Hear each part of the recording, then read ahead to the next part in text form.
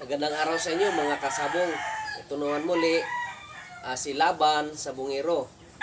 Ang ating tatalakayin ngayon ay ang Melsim Black. So, bloodlines po ng ating manok pansabong.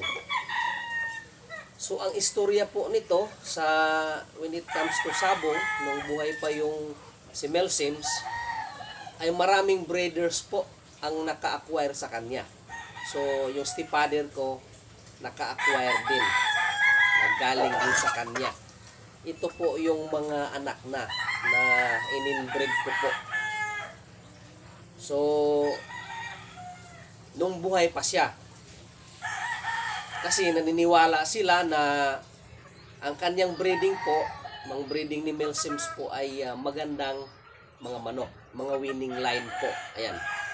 So, kasi dinidevelop niya ito ng maraming taon nang nakalipas. At saka, of course, nanalo siya sa Amerika, sa Dervis. Yung tinatawag na Mexico versus USA. So, nanalo siya. Nagiging Cockers of the Year si Melsims noon. Ayan.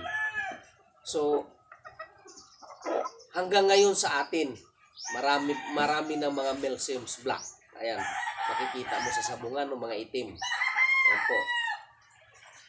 Sabi nga ni Melsims noon na parang paraiso raw ng mga manok ang Pilipinas kasi nakapunta siya rito yan. So, nagsabong din siya rito. Sumali siya 8 Cocks International Dervis. 6 wins and din 2 loss. Ayan. So, meaning, medyo magaling din ang mga Pilipino pala pagdating sa sabong. Ayan. So, mga kasabong, no? Ang Melsim Black po natin ay anak na lang po ito ng imported na galing po sa kay Melsims. Na-acquire po ng ating stepfather and then napunta sa atin through the years. So ako naman, in-inbreed ko, kaya lumiit na po yung Melsims natin. Nag-deteriorate na siya. Pero at least, alam ko na ito'y pure blood na Melsim Black. Dahil nga, through the years of inbreeding, no? Breeding within the family, not infusing some outside blood. Hindi ko po talaga hinaluan ng ibang lahi dahil titingnan ko.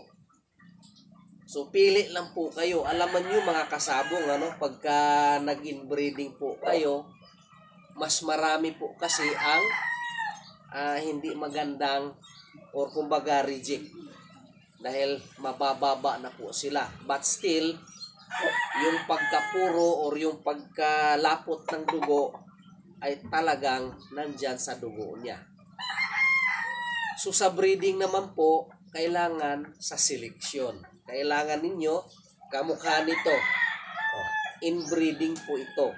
Pero, just because of a good selection, nagiging makakahanap ka rin ng maganda ang estisyon at saka buo yung katawan. Makikita mo, pulang-pula at luwa yung mata. Ayan. Piliin nyo na lang dahil marami talagang reject pagka nag-inbreeding kayo, nagpupuro kayo. Hindi ako naniniwala na wala raw puro ngayon dahil nga ako, breeders po ako ng puro. Gustong-gusto ko po. Through the years of breeding, gustong-gusto ko po ang puro. Ibabalik ko ng ibabalik po yung mga bloodlines in breeding. Breeding within the families, not infusing some outside bloods. Kaya, yung sabi nila na wala daw puro, ay ako po, si Laban sa Bungiro po hindi naniniwala. Dahil ako mismo, nag-i-inbreeding ako sa aking mga manok. Dahil naniniwala ako, pagka sa crossbreeding, kailangan 2-week cross. Yung iba kasi, pagka hindi nagbi-breeding o nag-i-inbreeding, nagtutuwi cross sila pero chop suey line dahil marami ng bloodlines doon na nakapaloob. Actually, hindi na two-week cross yan. Kasi po, hindi po kayo nag-i-inbreeding or nagpupuro. Ayan. So, what is the difference between pure at saka hindi? Ang puro, maganda yan sa crosses. Ayan. That is the pure. Ang crosses itself, maganda sa labanan.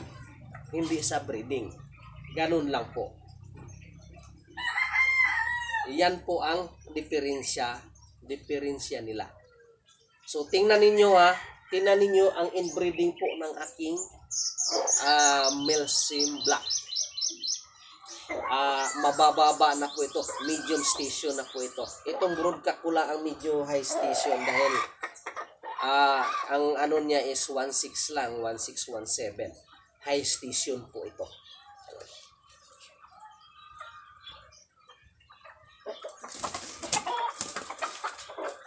Pasensya na po kayo, mailap itong mga manok ko dahil nga kakuha ko lang po doon sa bukid.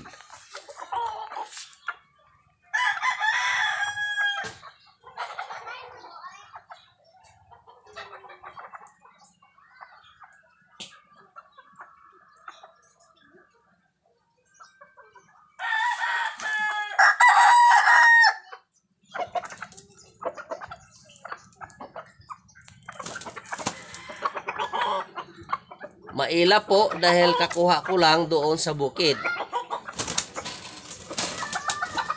Ayan, nakalabas na. Nakalabas na yung isa natin.